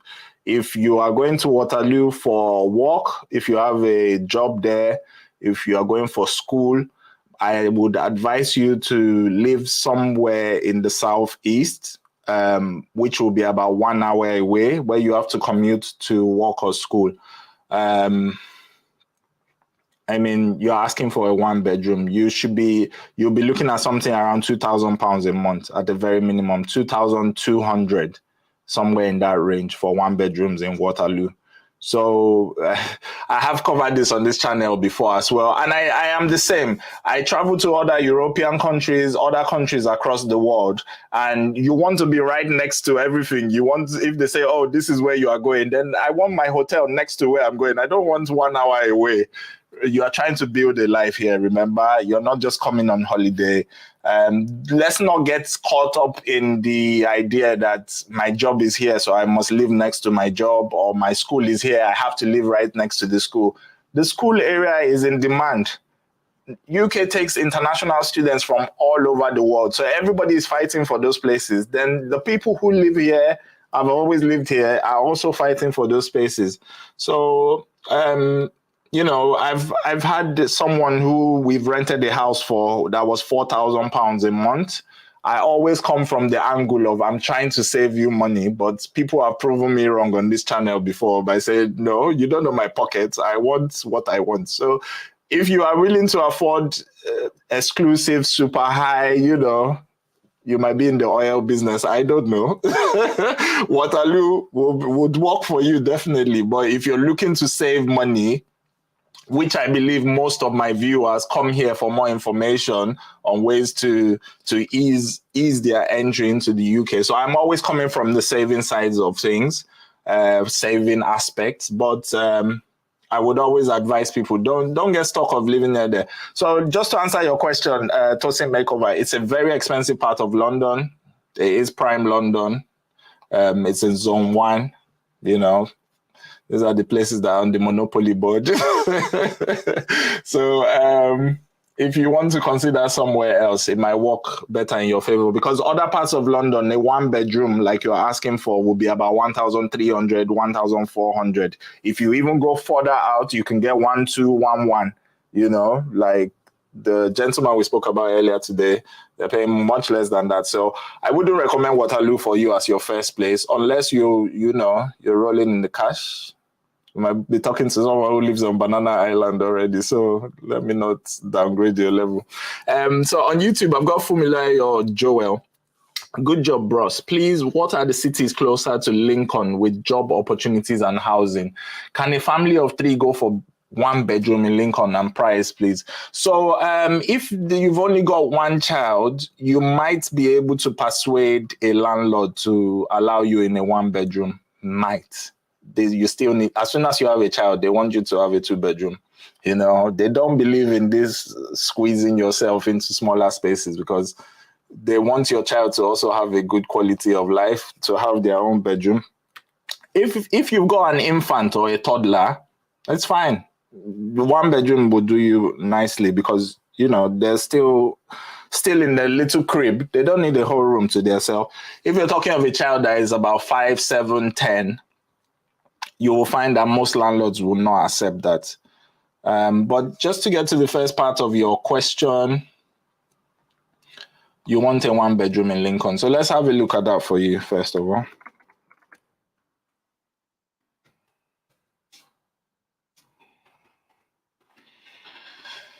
Okay, so yeah, so definitely it depends on the age of your child. You can come back with a bit more information, Fumilayo. And I think I've seen you in the comments as well, but you haven't quite sent us a DM. You do send us quite a few comments on YouTube, so thank you for that, for engaging there. But yes, a 1 bedroom in Lincoln, you're looking somewhere between 650 to about £1,000. So anywhere within that range, 650 to 750, 850. There's properties coming up all in that range. I would say aim for about 750. Like I say, we always aim for the middle. We aim for the median price. What's an average price, not the lowest price, because there might be only one house in the lowest price, and we might not get that house. So I would say anywhere between 750 to about 1,000. You also want to know the cities that are closer to Lincoln. So we can certainly check that out for you as well.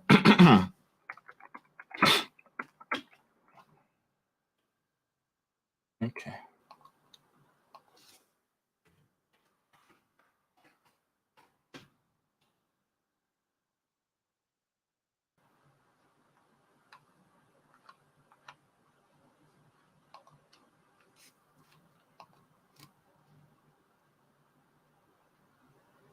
Okay, so you're not too far from Sheffield, Mansfield, Nottingham. Those are your closer areas. So you've got Sheffield, not too far. Mansfield is a big combination as well. Nottingham is the big one you want to be aiming for, because there's a big Nigerian community there, much bigger sort of city. So if you don't find opportunities in Lincoln, Nottingham is just down the road from you. Fumilayo. So I hope that helps. And you spoke about a family of 3 for 1 bedroom. So if it's a toddler, you can get away with 1 bedroom. If they're over 5, 6, 7, they need their own room. Even 3 years old, they'll probably insist on the child having his own room. It's only toddlers and infants that can squeeze in with the parents. Okay. If you have a follow-up, kindly send that. I think you've sent us a few messages, so we've not had an in-depth so far. So I would like to talk to you. Gina TV on YouTube as well. Which other cities are closer to Newcastle with good employment opportunities? Just start at Newcastle. We can't give you 10 cities, and the lay of the land is the lay of the land. You're not going to be traveling 2 hours. It's what is closest to you is what's closest to you. So we've given you one or two. That's probably what is there. There's no point trying to find jobs. So Newcastle is the biggest thing in that area. You're not going to get bigger. And once you move away from Newcastle, it's too far out of reach to think of going to some other areas from work. I'm not too sure where you said you were going, Gina, but I recall telling you Newcastle. Just trying to see. You said Newcastle or Sunderland. So those are your options, really. I mean, there's not a lot else other than that. The lay of the land is the lay of the land, you know. Newcastle upon Tyne, that's where you want to be. That's the biggest thing in that whole area. There's nothing else. The journey from Sunderland to Leeds, which is the next kind of biggest area southwards, you're talking 4 or 5 hours away. You're not going to be able to do that on a daily. So if you're going Sunderland, Middlesbrough, your nearest thing is Newcastle. There's not much other things to look at besides that. Okay, so we'll just take a few more on Instagram. We got Tosin Makeover. Okay, so that was about London Waterloo. We covered that. Send me a follow-up if you definitely want to stay in Waterloo. Like I said, it's prime London. That's very expensive. Dihami, am I saying that right? Hello. Is ND acceptable for getting a work visa? I don't know what ND means. Do you mean OND, like a national diploma? If you're talking of a care job, you only need like a care qualification. So you just need to show you've taken a care certificate. I don't know what ND means. I think you are referring to OND, possibly. You have to forgive me. I've lived in the UK for the last 20 years. So some of the terms are not as, when you just say something in slang, I might not understand what you mean. Please expatiate. And Fumilayo Joel, you've come back on YouTube. My child is 7 years old. Okay, so you definitely need a 2-bedroom. As we were talking, they will only let a toddler in with you in the one. Okay, so we'll have a look at that for you as well. I mean, a 2-bedroom will be somewhere between, you want to aim for 1,000 to 1,200 a month. Slightly above the 1 beds, but you can get some for about 900, 1,000. Yeah. So I'd say between 1,000 to 1,200, about there as a median, should help you out, Fumilayo. Thank you. I got Adenike, the realtor. Thank you. Thank you for joining the broadcast. S. Bonanno. Are utilities costs the same all over the UK? Is England different from Scotland? Good question. So tariffs do vary depending on where you are. If you are in the north, in Scotland, those sort of areas, it's cheaper for electricity. Not so much gas, but electricity is definitely cheaper in some areas. So in London, per kilowatt hour, a unit can be about 35 pence. And some areas outside London will be about 29 or 30p. So it's not a huge difference. It's not going to be half price of what London people are paying, but there's a slight difference to compensate. Now, anyone who is coming to London, and this is why travel agents scare people away from London. London is generally more expensive than every part of the UK. Electric will be more expensive. Rent will be more expensive. It's the capital. Everything is more expensive. But salaries are higher. So it goes hand in hand. It's not like everything is expensive and employers and the government just turn a blind eye to it. There's something called London waiting. Now, most jobs, they compensate you a bit more because you live in London. So the same job that will pay maybe £9 or £10 an hour in Scotland will pay £14 or £15 in London. So it's built in. And that's why I try to tell people, don't just get stuck on, oh, I'm going to be paying there. There's things in there. The people living in London, the people have been living in London for the last thousands of years. So don't get scared. I've lived in London all my life in the UK.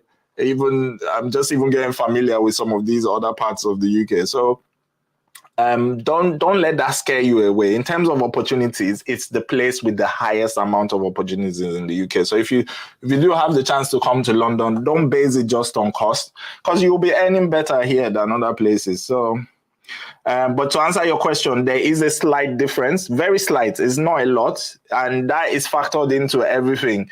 You could go to the shop here and you go and buy water. Maybe in the shops here, it might be £2 something. Up north, it might be £1.90. So there'll be that slight difference. It's not a lot. It might add up to a lot at the end of the month, but they pay you accordingly as well. So you're still doing the same thing. So we got Queenie Cruz. Thank you for the info so far. I studied political science education and have the certificate. I plan on coming in with masters. What course do you think I should study to enable me get sponsorship? Okay, so you're coming in to study anyway. You're coming to do your masters, which is great. So you're coming on the study route and you're thinking, but you say, what course do you think I should study? Because if you're already coming on masters, you don't need to do another course for sponsorship. You need to think of a job that gives you sponsorship now, not another course, political science education, that sounds like teaching to me if you are into education. And like I said, you can think of being a teacher, maybe at the higher level, maybe in university. If you already done your masters, you can explore how you become a university lecturer or how you teach in college. We have A-level colleges here. I've done a show about the UK education system a few weeks ago. It's on our YouTube channel. So you can get into all sorts, but definitely teaching is in demand now. Beg your pardon. Teaching is definitely in demand. So if you've got an education background, it'll put you in quite a good stead. I beg your pardon. Okay, so Queenie Cruz, if you need more information, the very tricky questions, I do ask you to reach out to me in the DM. Message me on WhatsApp. You could reach me directly on WhatsApp. My WhatsApp number is if you go on the link on our bio. Anybody who needs to talk to me directly, you can always reach me on WhatsApp. I might not be able to take calls all the time, but if you send me a message, I will get back to you, definitely. So if you have a more complex situation, we had a lady last week on the channel. If I can't answer it on the show, you can get through to me on WhatsApp and I can give you more information. It's just I'm not understanding why you want to do another course for sponsorship. If you are already coming on a master's and you already have something in education, my next thought will be on work.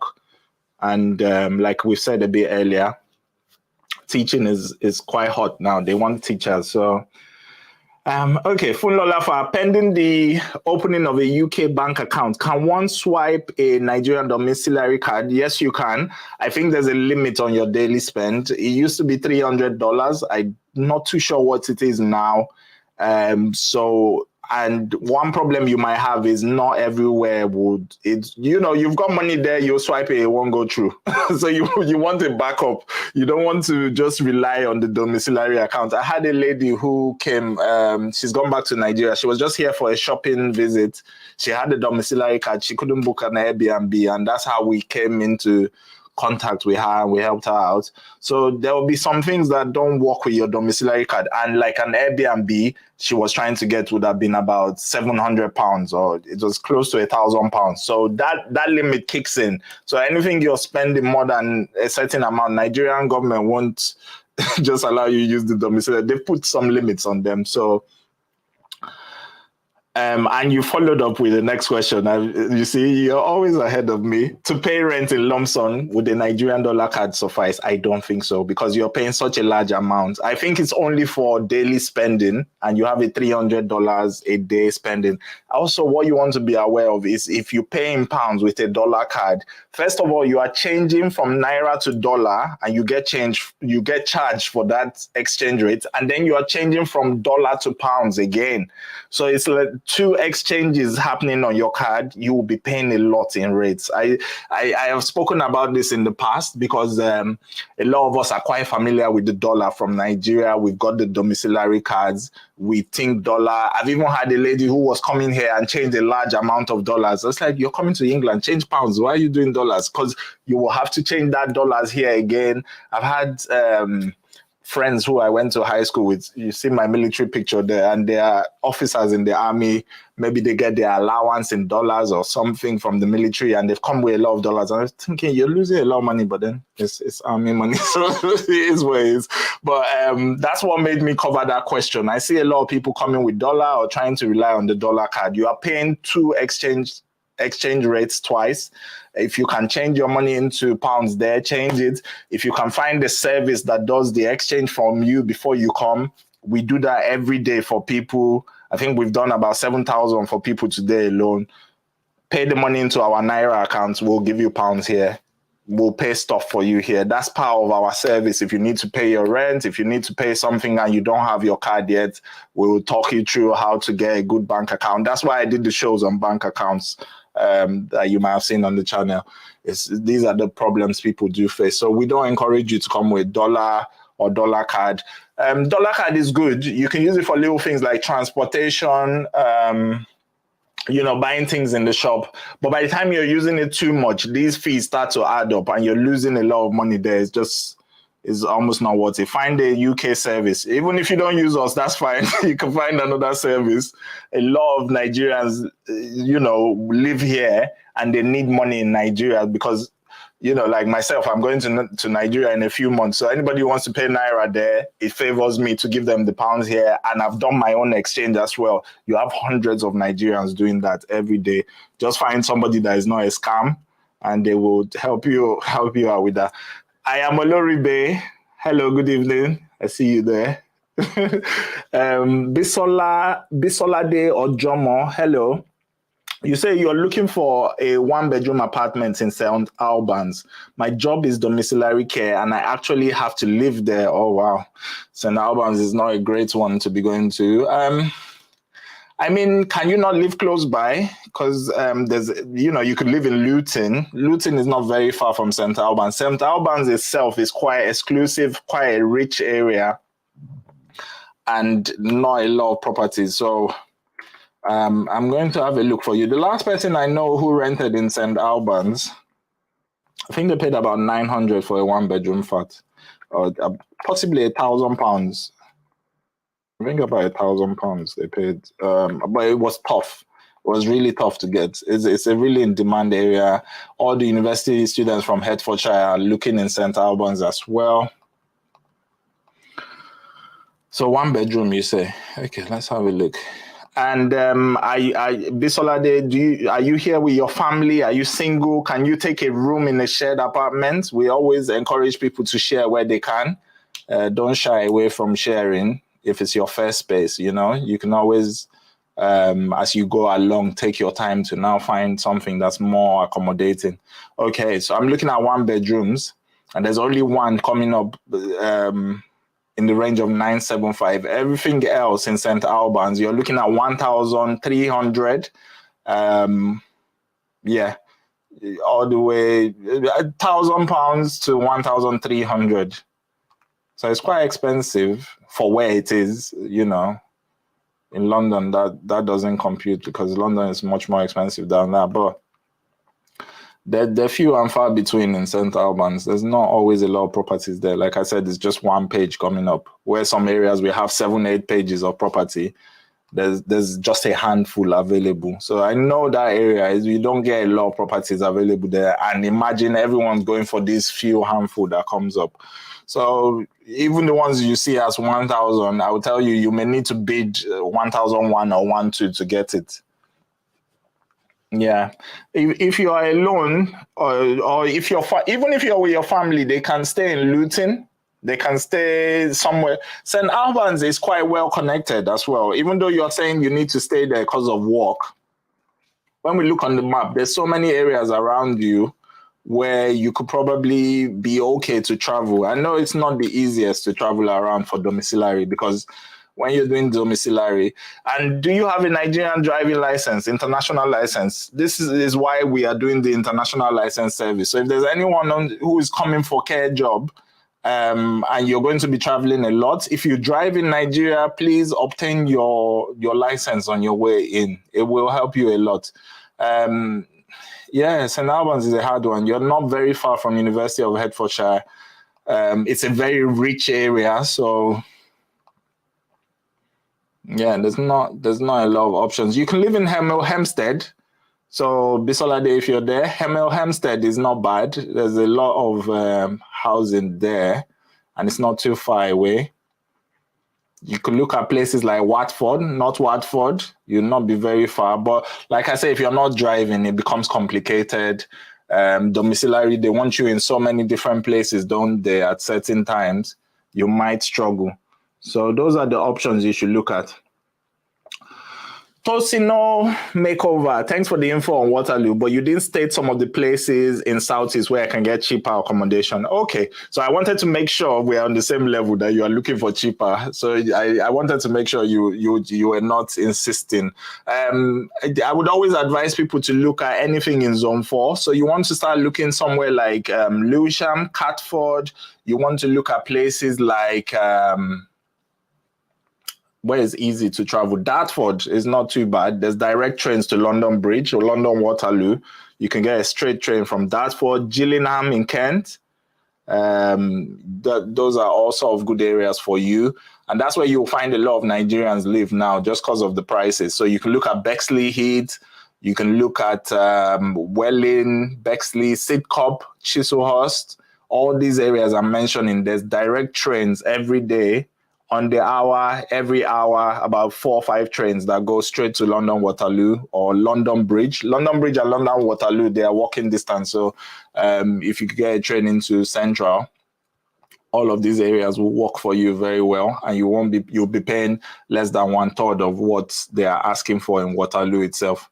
So look at Dartford, look at Erith, look at Bexley, look at Thamesmead. These are all called Thamesmead, Woolwich. That's like little Nigeria in London. Honestly, you go on the bus and everybody is speaking Yoruba. So go where your people are. There's a reason why they're there, you know. So I hope that helps. Tosino Makeover. Monye Glory, hello. Thanks for joining. Who else have we got there? So I am rounding up to a close. We've been here for 2 hours. I've got a few on YouTube. I do apologize. Have we abandoned YouTube for a bit? Okay, Daniel Gift.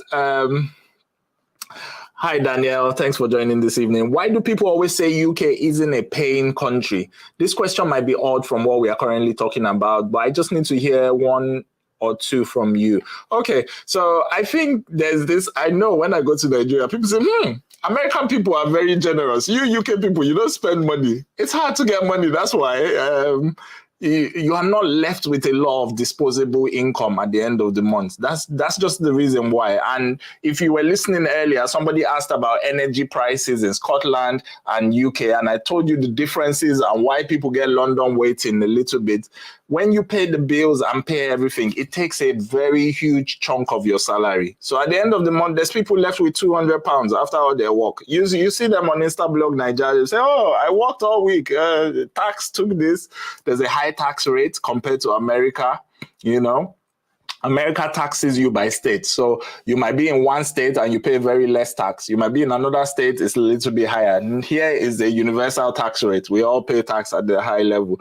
So there's a lot that gets taken out from you before you even see your salary, and then you have to keep up with your bills. If you've got a family, you've got all that extra load to carry. This is why UK has that reputation to say it's a tough country. Like I say, I don't put anyone off. We always encourage people on this channel. We're not a negative channel, but it is a tough country, you know.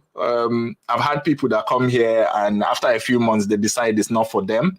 I have a childhood friend who came here, studied, he lives in Canada now, and I can tell you more than 5 or 6 people that I know personally have done that journey. They start off here and they just think, no, this is not for me. I need something a bit more flexible. And then they go off to America or Canada, and then they feel more relaxed there. But if you can hack it, if you can hustle, if you've got the strength of will, there's people making it here as well. Like Nigerians are breaking grounds in this country. People are doing amazing things, getting into places where they never thought they were allowed into in the first place. So, you know, it's all about the strength of your will. And yeah, I've narrated on this channel how I used to do 2-3 jobs. You know, if you want more, you can get more. There's opportunities, but it's not always for everyone. Some people want an easy life, a soft life, like I say. So thank you, Daniel, for that question. If that helps to explain why people don't like the UK as much. It's just we've got one tax rate. What's even worse is if you earn anything below £45,000 a year, you pay a tax rate of about 22% of your salary goes. So for every £100 you get, 22 goes for tax. You still have to pay your national insurance. You pay your council tax, which is the local government tax. There's a lot of taxes, whereas in America, you might pay 7% tax on some places or this sort of things. Even businesses are not as taxed as the UK, corporation tax. We have all the taxes. So if you're coming to the UK, get ready that when you see your salary, I've seen people that, you know, even personally, you get a wage of 5,000 something a month, £6,000 you've earned, and you are going home with 3,000. They've literally close to 50% has been chopped off. You might get 3,800 out of, you worked almost 6,000. You've done all the overtime on earth. You've done all the hours. You've done all of that. You know, it can be disheartening at times. You just think, oh my God, why did I do all that work? And I just worked for them to take the money away from me. But you know, we all want different things in life. I think personally, I wouldn't live in America. I don't like the crime there. I don't like the right to bear arms where people have guns and just randomly everybody has a gun in their house. I don't like that situation. Doesn't mean if you go to America, you won't be all right. But everyone likes what they like, you know. I think UK is still fine. We pay for the services we get, you know. So, yeah. But some European countries as well don't pay as much tax, and they have much nicer, better services. So if you do get a chance to go somewhere else, another beautiful thing about the UK is the community. Nigeria and UK have this tight link, like where they're distant cousin, whether they accept it or not. You know, they've been ties with Nigeria for over 100, 200 years. They've been coming there. We've been coming here. We've got strong ties with them. Wherever you look at it, you know, there's Nigerian families here who are third, fourth generation Nigerians, where their great grandfather came here, grandfather has been here, dad has been here, and the kids are here now. So English speaking, when you talk of discrimination and racism, UK is probably the best, most fair country in the world, in my opinion. Even in America, there's still a lot of bias and racism. As much as there's so many black people there's still a lot of that going on.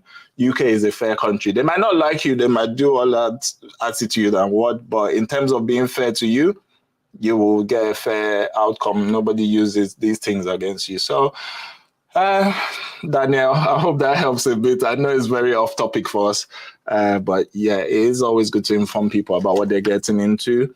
As soon as you earn above £45,000 a year, beg your pardon, your tax rate goes up from 22% to 40%. So the government can take 40% of your earnings. So if you didn't know that, you just learned something. And that's why you earn, yeah, because if you work £6,000 a year, you are on average, you are earning £60,000, £70,000 for the year. So you are into the higher tax rate now. So you start paying 40% on everything you earn above 45,000. The first 45,000 is still taxed at 20%, but everything above that. And that's why millionaires don't like it here. They go hide their money in other countries, because who wants to lose 40% of their millions? So we got Fumilayo Joel. You mentioned 3 cities closer to Lincoln with job opportunities. Please, which of them is less than an hour journey? I don't have the travel times, my dear.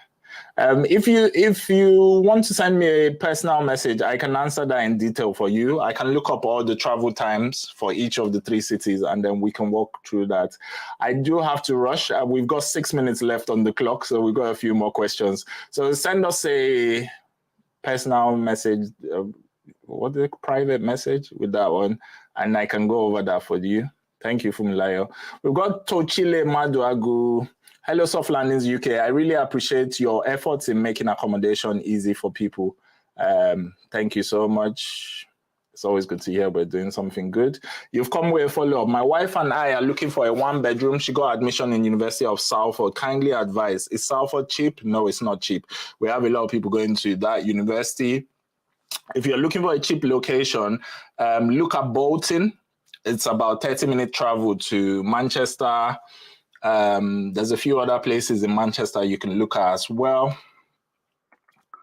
Let's have a quick look for you, because I think you're new to the channel and we always give new people a bit more attention. This is your first question. Okay, so Salford, yeah, you can look at places like Prestwich. You can look at Stockport. Stockport is a bit far though, but it's cheaper, much cheaper. Prestwich, Salford itself, if you can find. Bolton is a bit further away as well. So Stockport and Bolton, in terms of price and a significant difference, will probably be good areas to look at. Bolton is to the north, Stockport is to the south of Manchester. Both good areas, both quite cheap. I hope that helps still, Chile. Thanks for tuning in. Cheers. We've got Deborah Adeyemo. How much is your international license? It's 25,000 naira. You can send us a DM. We can get that to you same day. And if you're already in the UK, we can get you international licenses across as well. Something we did for someone last week. And a good one on international licenses, they're valid for 1 year from the date your visa was stamped in. So you can't use it forever. 1 year from when you were stamped into the country. Daniel Gift, where in Manchester is the University of Law located? I have no idea. You know, Daniel, you take us away from property questions quite a lot, you do. I do like to help, but I don't have every answer in the world. Google will help us. So you've got the University of Law, Manchester. It's on New York Street. It's right in the center of Manchester, so very central, if that's the same place you are asking about. I hope that helps, Daniel. It's right in the middle of Manchester. Okay, so that's all we have on YouTube. Daniel is laughing. Yes, you do come with all the questions, but I will always help you where I can. So a few more on Instagram before we go. We've got 3 more minutes. Damn me. That's the first degree in Polytechnic. Oh, you're talking of ND, right? Okay, OND. Yes, I thought as much. Mr. Paul Allah. How many bedroom will a family of 5 need in Scotland and in England? The kids are between 6 to 10 years old. Is that months or years? You've just said tenths. 10 THS, tenths. I'm not too sure what you mean.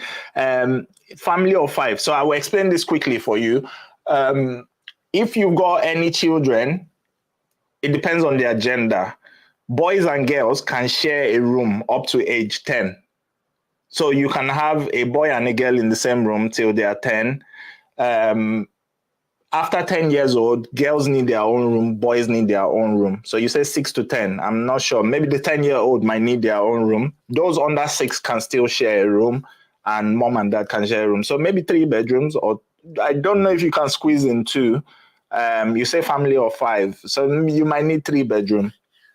And also, can a family of 5 drive in a saloon car? Is that allowed legally? Good question. Now, I'm going to do a show on buying cars, everything you need to know about driving in the UK in a few weeks' time. We've got that lined up. But just while we are here, child seats are very important in the UK. If you've got a child, a young child, anywhere up to 4 or 5, remember they need a special seat. They cannot just sit down in the chair and wear seat belt. A baby, 2-year-old, 3-year-old, 4-year-old, they need a special booster seat. just in case you didn't know that. But that's something we'll cover in detail on the show about cars. And yes, so that's the legal part you need to know about. 5 of you in the car, mom, dad in the front, 3 in the back. Yes, that's fine. That's legal. You can have 3 in the back. Yeah. Okay. You just need seats for anybody who is very young, any of the young kids. Daniel is laughing. We got Fumilayo. Please, how do I send you a DM? Fumilayo, if you're watching on YouTube, you can see my contacts scrolling beneath the screen. So we are at Softlanding UK on Facebook, Instagram, LinkedIn, and YouTube. So just go on Instagram. It's probably your best one. Type at Softlandings UK. Our page will come up with that logo you can see in the corner. Send us a message there, and I can take your question on transport in detail. I'll check all the transport times for you and the prices, and I can help you with that. Okay. Tochile, thank you. I will send a follow-up on DM on Instagram. Perfect. No problem. So Bisolade, I'm just going to take the more important ones. A few people on Instagram. Bisolade or Jomo, what's the best way to change my Naira to pounds without black market? I think I covered this a bit earlier. Use somebody who is already in the UK. We do that exchange as well for you. If you're coming for school, Form A is your first option. Then cheaper, I think, do transfers. You can get different services that do transfers. It depends on the rate. If you want something that's instant, do it with a service like ours or with someone living in the UK. They can help you transfer. Okay, so Funlola, for full-time students are in tax. Everybody pays tax. Funlola, for even students pay tax. If you walk in, you pay tax. Even on your 20 hours, you pay tax. Omelets. I can't seem to be able to ask my question on your YouTube channel. Okay, I do apologize. We're coming to the end of the show, so send it to us in a DM and I will answer. Ella Graham, the tax rate is too high. I tell you, God save us. That is UK for you. Omelets, can I get a house from Nigeria and the UK? No, you can't. You don't like Airbnb. Well, nobody does, but it's almost impossible. If you watch the show back on YouTube, I explained that in detail. And that's all on Instagram. We'll take one last one because we're 2 minutes over on YouTube. Charles Osai, good evening. If I'm coming to Northampton by July, when is the best time to start searching? I've got BRP, right to rent. So you fill out your right to rent, you've got all of that. I would say 2 weeks before you come. If you start a month, too long before, it's pointless because like I said, sometimes we have viewings where 10, 15 people are going for the same house. So nobody's going to wait for you all that way unless you are ready to start paying your rent from that point. Because the landlord has people ready to move in next week. So why are they going to wait for someone in July? So that's what you have to consider. I'd say about a week before you come, a week or 2 weeks. It's probably the most because that's the referencing time. So if it takes about a week to do referencing, then as you land, your referencing is done. Okay, so thank you, everyone. This is where we end the show. I won't take any more questions. Message us on Telegram. We've got a new group. I will answer you every day of the week, these same questions you have, and people in the group can learn from your answers. If you have anything personal you want to ask, send it to us in the DMs. I will definitely get back to you. You can send me on WhatsApp as well. Thank you all so much for joining. We'll be back next week, Sunday. Thank you.